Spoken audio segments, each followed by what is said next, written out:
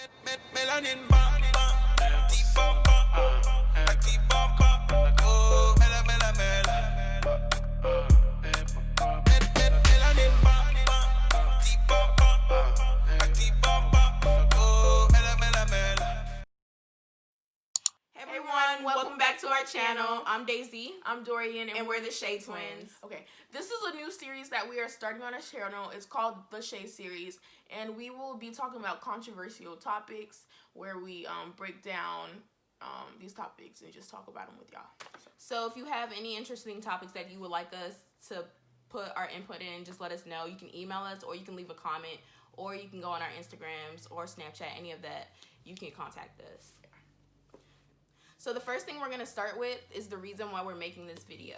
Now, everybody knows about all the craziness going on in this world, and literally it's so draining and we're tired of it. So we're using our platforms to speak our opinions and give you our voice and what this situation is doing to us. So basically, I'm telling you all that have smaller platforms, if you have an Instagram, a Snapchat, if you don't have a big following, it does not matter. It just matters how you use your voice. And we just want everyone that has a platform to be using it, to be speaking out against injustices. So it just doesn't matter how big or small your platform is, make sure you use it. And I'm actually so proud of all my friends and some of my family that have been speaking out against racial injustice in the platforms that they have, whether it's their Facebook, their Instagrams, their Snapchat. Everyone's talking about it, and I'm so glad that this is a conversation we're starting to have. Yes, I agree. I'm here to tell you that your thoughts, feelings, opinions on this situation, it matters. It is validated. Nobody can tell you how to feel about this.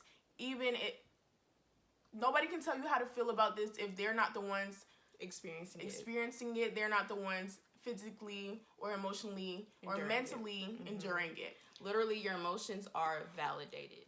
So we're diving in a little bit into the George Floyd's case. So his name was George Floyd. He was 46 years old, and he died at the hands of the police. From Minneapolis. Yes, from Minneapolis, Minnesota. The police was called in the first place because allegedly he tried to pay it with a fake $20 bill. So people have started protesting, rioting, and looting all over the U.S. and even all over the world. We have seen protests in North Carolina, in New Jersey, in New York, in California, in Texas, even in Liberia. And Germany as well. So this has definitely sparked national attention, and I'm glad we can finally talk about this. And we should also remember there's so many people on that list, on that hashtag list, that haven't been mentioned. Literally, we don't know about everyone, but the few recent ones like Ahmaud Arbery, Breonna Taylor, Tatiana Jefferson, they're all important. Literally, there's so many hashtags that we cannot even keep up with. Like, we're tired of it. And we shouldn't be walking around in society scared for our lives, literally. Yeah. We deserve to be here. We didn't ask to be here, but we deserve to be here, and it's our right. So it's our basic right to get together and protest these injustices, because if they're not going to listen to us, we have the right to get together and talk about it. Nicely said. Thank you. Okay. I'm going to give you my opinion on looting. So as far as looting goes, I 100% support it, and I'm going to tell you why. I don't support the looting of black businesses. Leave black businesses alone. Leave black people's property alone. We've worked too hard, literally too hard, to get to where we are, to be destroying our own people's businesses. Now, let's get to these multi-millionaire, billionaire companies like Target, Walmart, all them stores. When it comes down to those type of stores, loot away. And I only say that because when you start to mess with these businesses' money and their pocket and their income, you got their attention. Got their attention. That's when they start to think about the conversation that we're trying to have with them. That's when they want to start listening, because you're messing with their bank, you're messing with their money. When you don't mess with their money, they don't care. Literally, they do not care. They won't open their ears. They don't care what you have to say. So you have to be able to grab their attention. And so far, looting has done that. When it comes to people saying, oh no, you shouldn't be stealing and stuff like that, when it comes down to these $1 billion like Gucci, y'all shouldn't be stealing from Gucci anyways. They got money. Y'all shouldn't be stealing from Gucci anyways because they racist. But go ahead and take their stuff and destroy their building. because they got money to fix it, and now they want to talk about the issue. I think for looting, there's two sides, because it's just like, I know you're 100% and stuff like that, but like, you don't know whose business you could be destroying. Right. If you know it's you don't know if it's a black business or not. So like, don't be destroying anything that you see in sight. Like, know about the business that you're about to destroy. If it's a business that's in your community and they don't support our community, they don't support black people, and they just basically hate us, and they're just taking out the black dollar out of the black communities. Right. That's the businesses y'all gotta go after. Right. Those are the type of businesses. Yeah. If you don't know about a business, that could be a black business. Don't be destroying black businesses over. Yeah. And some people have really lost sight of what black people are starting to like march for. Yeah. Literally, people are just looting to loot. They're not looting because the Black Lives Matter. They're looting because they want to steal. And that's just two different things. Yeah. Literally, that's two different things. And that's something I do not support and I don't agree with. Yeah. If you're not looting for the cause, or you're not burning stuff down for the cause, then you need to sit at home. Right. Cut it. Like, don't be screaming Black Lives Matter. Don't be screaming these hashtags, say her name, say his name. Don't be screaming all of that while you're looting if you're not for it. Right, because now you're doing it for the fans and the camera, and we ain't here for it. Literally. Yeah. So, go into a little bit of detail into Trump's tweet.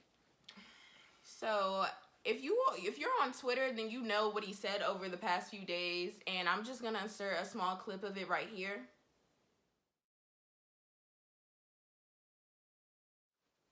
So as you just saw in that past tweet, he said, when the looting starts, the shooting starts. Now, this who y'all let represent? This y'all president? This y'all president, because I couldn't vote at the time. So I'm just real confused that the leader of the free world, this is how he's responding. Mind you, just 2-3 weeks before, we had white protesters out protesting for haircuts and shampoos. They was taking up arms, staying at their state buildings. Rifles. I'm telling you, no police brutality there, like nothing. So you really gotta pay attention to stuff like this. And one big problem that I have with this, when they took up arms, there was no police, no National Guard. Trump said something about them nice people. They just want their haircuts. Just give them a little bit so they can be safe.